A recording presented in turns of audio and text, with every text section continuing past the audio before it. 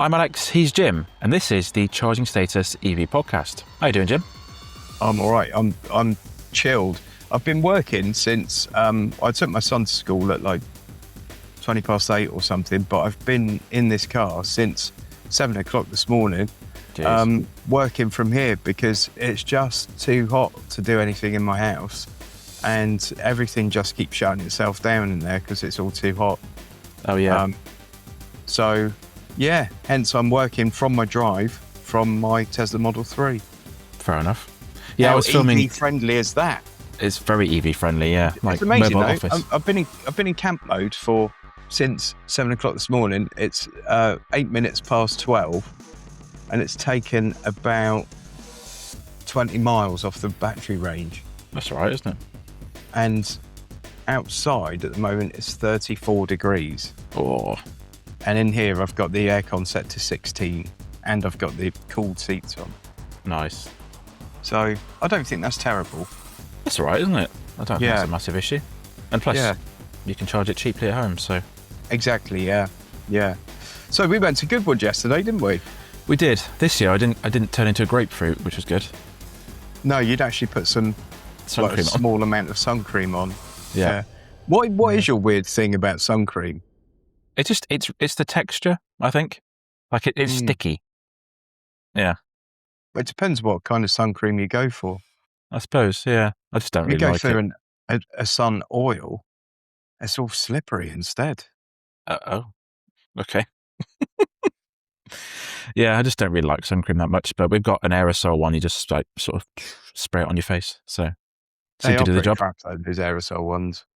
Well, Yeah. I'm not pink today, so Well, I nearly passed out on, I left to go and meet friend of the show, Jerome Andre. yeah. I was walking up to where Jerome was, and I got about as far as, firstly, I went to the toilet and seems to be urinating rosé wine, which I think is a sign that you may be a little less than ideally hydrated. And then I got almost to the media place, and I nearly keeled over. I Jesus. just started getting a bit, ooh. So I went into the media place, and I stood about 3 centimeters from an AC unit that was on 16 degrees for 25 minutes. And then I had about 3 pints of water. Jeez. And then, when Jerome turned up, we went and got a beer, and that seemed to sort me out. A medicinal lager. Yeah. But yeah, it was tough, wasn't it? It was unbelievable. I was sat with you and Chris and Josie as well. We're just chatting, and I could feel the sweat on my head just like dripping. It was horrible. Yeah. Yeah. You looked disgusting as well. I didn't like to say anything, but I was aware. Yeah. I was aware I didn't look great. You look gorgeous. Great. So you went up the hill and I didn't. Yeah. So Hannah from Amoda JQ took me up the hill in the Amoda 7. And everyone kept saying, "Oh, I'm sorry it's taken so long." I was like, I've got air-cooled seats. I've got air conditioning in the car. It's all good. The Amoda 7, my favourite of the Amodas. Yeah. It's a very nice car, really. Yeah. I'd like to do a fully electric one. Yeah, same. That'd be quite good, I think. Yeah. Yeah. We did have someone walk past the window when we're queuing, just said, "Oh, that'll run out of charge in 5 minutes." Hannah was like, Oh, yeah. "Nah, it'll be fine." Yeah, there's a lot of that sort of talk going on at Goodwood, though, isn't there? There is. Yeah. Just the nature of the beast. Yeah. So I was supposed to be going up in an MG S9 plug-in hybrid, and it got cancelled. Basically, Goodwood just informed MG that they could only take the Cyberster up for some reason. So that was the end of that. But no big drama. The MG stand for me was one of the more interesting stands there. It was large, but obviously they had those two concepts. That Cyberster concept looks unbelievable, very, very cool. But the really cool one for me was that little MG Go. Yes. Yeah, looked really cool, didn't it? Yeah, that could be a very special car. And you can see where it's not one of those concepts that's really outlandish. So you can see that being more or less the production vehicle when it Mm. comes out.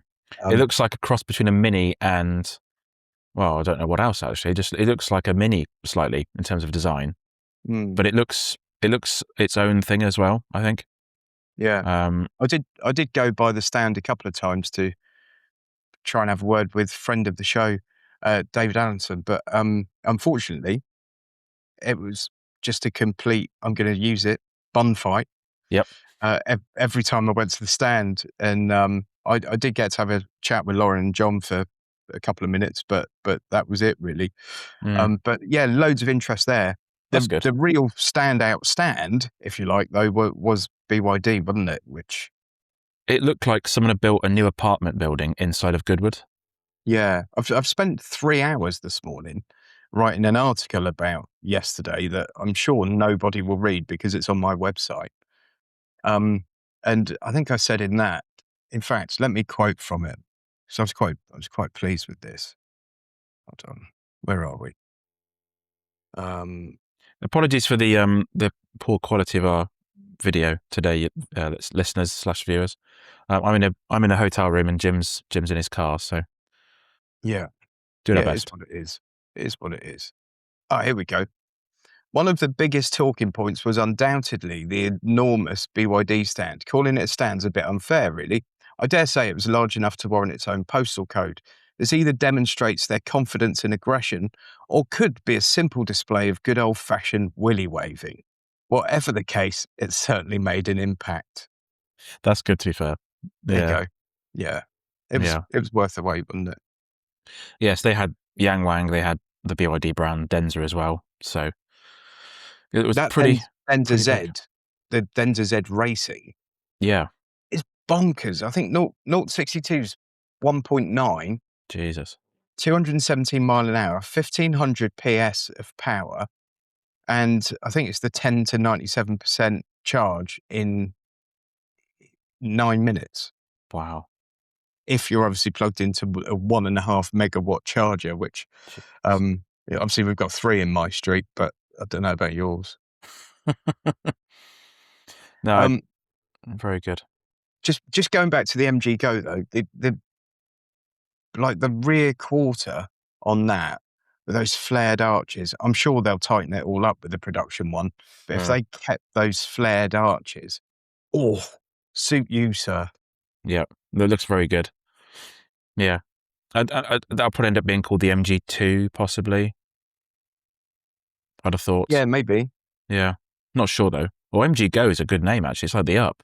Yeah, Up, it is. exclamation mark. Yeah. Yeah, yeah, Hmm. yeah. I don't think anyone would be mad at that. No, I think MG But then, Go is good. yeah, but that could be a really sort of proper little hot hatch, couldn't it? It could be. Yeah. No, it's good. Mm. It's good to see them doing some more interesting stuff. I mean, hatchbacks in the UK, we have historically loved hatchbacks, but obviously it's more SUVs now. But I do think there's more of an appetite still for hatchbacks if they were available. MG's like really evolved as a brand, though, isn't it? I mean, when you think when it first came back over here, it was just about value for money. It was just about Yep. cheap cars, really. Yeah. And now they're developing it into a. I mean, you've got that IM5 at the moment. I've just had it. They are developing into sort of a something for everyone brand, and I think it's really good to see the value's still there, but yeah, I think it's all quite nice and positive from MG. Yeah. What took your eye on the day particularly? I'll be honest. I did spend a good amount of time looking around everything, but the heat sort of. I'm sorry to keep whinging about the heat, but it sort of distracts you a little bit, doesn't it? The sort of. Yeah. It was quite nice to see the Honda Super N in person because I haven't seen that yet. Oh yeah, that's cool. And what else was there? Oh, the Ioniq 3. Oh, I love the Ioniq 3. Yeah. Josie That's a said something very interesting. cool looking car. She said it was a baby Genesis GV60, which I definitely saw. Like it. Oh, that's a shout, actually. Yeah, that's what I thought. Yeah, gosh, she usually talks so much rubbish. Yeah, she does. really, really good. Yeah. Oh, you've got your earphones in. That's good. Yeah. Sorry, Josie's in the room, so. Um, Yeah, but it it yeah has got like some nods to GV60 for sure. yeah, and it's not as I thought it'd be a much bigger car when you look at the pictures, but it's a bit smaller than I thought, which is actually quite a nice thing because it got to me big cars really. So I I think thought that's going to do really well. I couldn't decide if it was sort of. I know it's a bit of a crossover, but I couldn't decide if it was kind of golf sized Mm. or a tiny bit smaller. Hmm. When I was reading online last night, it said it was a Puma Gen E sort of size car, which Right. Okay. it's difficult to sort of gauge because it's by itself Mm. what the size is. But no, um, there's a lot of stuff I didn't look at just because of. Did you see the Cupra Raval? Oh, I did actually. That's a really cool looking thing. Yeah, no, I My did. favourite wheels of the day were the Cupra Raval wheels. Yeah, they look pretty good. I had a little poke inside it. It looks quite a nice interior layout and nice small little car. It's obviously a preview of what the ID2 is going to be in terms of size. So no, I think they've done a really good job with that. And the Cupra stand had the loudest music, I think, of any stand at Goodwood. Well, I would agree with you, but I was on the Renault stand, and arguably the Renault stand was it was like they were trying to get people to leave the stand because it was so unbelievably loud, but really only when you were sort of towards the back of the stand, obviously where the speakers were, but it was unbelievable. Yeah. Um, and I So was walking around with Brian, and Brian said like, is it some sort of test? No. um, if you can hold up to the music, but quite a few of them had like music that felt like it was too loud. yeah, I know I'm nearly 50, but I don't think I'm saying that as an old man. I think I'm just saying that because I've got ears. yeah, yeah. I Mm. can't remember if my watch went off with a loud alert because they do that, don't they? Apple Watch, it tells you if you're Oh, in is an it? area that's too loud. Mm. But I can't remember if it said that. But yeah, it was. Some of those stands were a bit too loud. But yeah. Mm. Yeah. Hmm. What else did we see? The the BMW M concept. I didn't actually go and see that. I didn't have time to go and look at it in the No end. way. But no, bit of a shame. That I mean, whoa, what a thing! What a thing! And Yeah, very nice. I was chatting with one of the product guys for BMW, and he's suggesting again, that's one of those concepts that's not going to be all that far off the production car. Mm. But they've gone really wide with the arches on that, so I'm sure that will all get tucked in a little bit. It'd be nice if they kept sort of the same proportions, but just shrunk the car slightly, because I think actually having those exaggerated arches makes it look really quite special. Yeah, that's fair. So, And their first electric M car needs to be special, doesn't it? mm. So is that going to be the new M3? Do you think? Is that the size Yeah, car we're thinking of? Okay. yeah, yeah. Wow. So it'd be the MI3 or the i3M, I suppose. i3M. Yeah. Hmm. I think this year there was maybe some more debuts than there was last year. Mm. There seemed to be a lot more stuff to look at. And just walking around the first glance paddock. So for those who don't know, it's like an arrangement of tents or like gazebo things where a load of the cars that go on the hill sort of chill out. And there's so many things like the Renault Turbo 3E, Twingo. It was really cool to see all those cars in person, which was really good. Mm. Yeah, very cool. Mm. I think the important thing is like we go and we focus on just the new cars and like the road cars really, Yeah. but so much of Festival of Speed. And I mean, we could have easily spent a very full day just going around that stuff. Yeah. Although I don't feel like there are as many manufacturer stands there as normal. Mm. Um, but the other side of it, like the motorsport stuff and some of that classic stuff that's there and the hypercars and all that. I mean, it is huge, that event. And I don't know if you notice when you're walking around, but the amount of different languages and accents you hear as you're walking around. Oh, yeah. So many Americans come over for it now. Yeah. It's a huge event, and it is really quite a unique one. Yeah, it is very unique. I mean, when you walk into the event, you walk through the F1 area, and Yeah.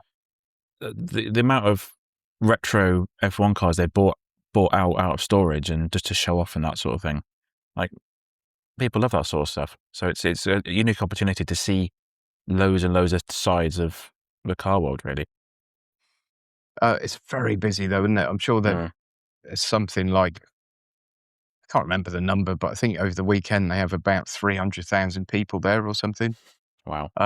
So the traffic can be interesting. Mm-hmm. I left actually like reasonably early because of the heat, and I just didn't feel great. So I probably left about 4:30, Mm. and it wasn't too bad getting out of Chichester. It probably took about half an hour to get out of Chichester. But on the way in, I think last 3 miles took me an hour. Mm. And I left my house here at like before 6. Mm. So my advice to anyone going to Goodwood is leave way earlier than you think is necessary. Um, and if you leave between about 5:30 and 7, you're probably going to sit in the car park for 2 hours trying to get out. So yeah, maybe arrive super early, leave a bit earlier, or just resign yourself to the fact that you're going to be sat in traffic and don't get too upset. Yeah, there's Um, not much you can do, is there? yeah, but on those super hot days, there was a little bit of aggro going on in the car park yesterday. Was there? Um, and it wasn't even that bad getting out of the car park. But I think people have just you're so tired from walking around in that heat, especially, Mm. and tempers get a bit flared, don't they? But Yeah. yeah, it always seems to be either incredibly hot or incredibly wet. Mm. I've never had like a slightly overcast day at Goodwood, I don't think. That would be quite nice, wouldn't it? This is a bit Yeah, extreme. yeah, yeah. It actually wouldn't be a bad idea to maybe bring it forward to June or something, but Yeah, I think so. it's probably too late for that now. Yeah, they're probably planning next year's already. Oh, I bet they're planning 2 years ahead. Mm. Those massive events, they're usually so far ahead of it. Mm. So where are you today? Where is your hotel today? I'm at the Moxie in the NEC. Oh, yeah. So Yeah. yeah, so hence Yeah. the sort of slightly darker background. I've got a Mm. bit of studio lighting going on though. Oh, Yeah, look at that. yeah, Wow. Moody. yeah. Moody. Oh, actually, I charged the MG IM5 Yeah. incredibly quickly yesterday. I said it was That so that was quick. unbelievable, wasn't it? It was. So that car is an 800-volt car. The one I got is 100 kilowatt hours. The battery size. On paper, it can charge at nearly 400 kilowatt, which you kind of take with a pinch of salt sometimes because you think, oh, I'll never see that high. I plugged it into an Ionity charger and straight away it hit like 360, 370. Mm. We walked quite quickly into the services, got a Greg's, came back, and the car had added 200 miles of range in 8 minutes. It's unbelievable, isn't it? I just, I was staggered. I've not seen, Yeah. in person, I've not seen a car charge that quick. Mm. I don't think I've seen one, even the Ioniq 6, when I did that long trip. I don't think we got that sort of number from it. And you sent me the screenshot over, didn't you? And Yeah. I just was like, what? Like, how? Yeah, I know. That is unbelievable. Like, seriously, no one needs more than that ever. That was too quick. There's actually no queue inside the services. If there was a Yeah. queue, I'd have added way more charge than I wanted to. Yeah. Yeah. And we were talking about it because Auntie's not cheap. It was 85p. But Mm. sometimes you want to pay for convenience versus, Yeah. if that makes sense, it's worth the price at that rate because it's like, I've Yeah. stopped for 8 minutes, I'm gone. Whereas if it's slow and it's still that price, it's a bit like, it's a bit, Yeah. Like bit I rude. had a quick charge the other day on a grid surf, but it was a slow one. Like I think a 50 kilowatt, Oh, and it was still 89p. And you're like, are you taking the Michael it's here? too expensive, that. Like, why? Yeah. And it was really bad as well. There were two of them there. One of them was completely broken. Yep. And the other one, when you get to the point where the touchscreen needs you to actually assault it in order to register yeah. Yep. So Yeah. I just think they should, everything now, I think we're at a stage where it should be, you plug the car in, tap your payment card, and that's it. Like you almost shouldn't need to do anything, press anything. No. But still, like, I don't know, you've got like these unnecessary screen presses, and then this screen's about as responsive as a flannel. Yeah. So, yeah, not amazing. But no, I was very impressed with that. I don't know if it was the temperature, because we stopped at that exact services with the Lotus and Maya last year, and it didn't charge that quickly. So that was in December. So whereas now it's nice and like it's warm. Yeah, I'm sure the temperature helped. But that's just, I was blown away. Crazy. It's very good. Yeah. What do you think of the IM5? I think that car is very good value for money. But it's also, you get a lot for your money as well. Have we talked about this on the other podcast? I think we talked about it briefly, but I've It spent is. a lot more time with it. Yeah. Yeah. I just think it's excellent. There's a few issues with ADAS where it's a bit jittery and a bit panicky. Yeah.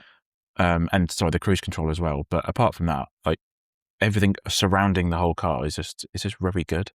I didn't think the cruise control was too bad, actually. It's a bit strange. It slows down very aggressively, and then if you do pull out into a lane, it takes a little while to get itself going.